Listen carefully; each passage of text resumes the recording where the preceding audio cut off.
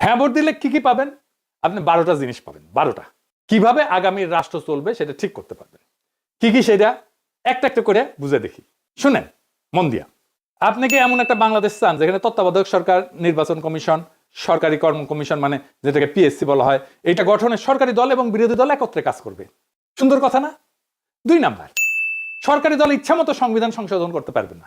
সুন্দর না কথাটা? 3 নাম্বার, সংবিধানের গুরুত্বপূর্ণ পরিবর্তনের ক্ষেত্রে গণভোটের বিধান চালু হবে। সুন্দর না? আমরা সবাই মিলে ভোট দিয়ে ঠিক করব। 4 নাম্বার, বিরোধী দল থেকে ডেপুটি স্পিকার এবং গুরুত্বপূর্ণ সংসদীয় কমিটি সমূহের সভাপতি নির্বাচিত হবেন বিরোধী দল থেকে। সুন্দর না? যত মেয়াদী হোক কেউ সর্বোচ্চ 10 বছরের বেশি প্রধানমন্ত্রী থাকতে পারবে না।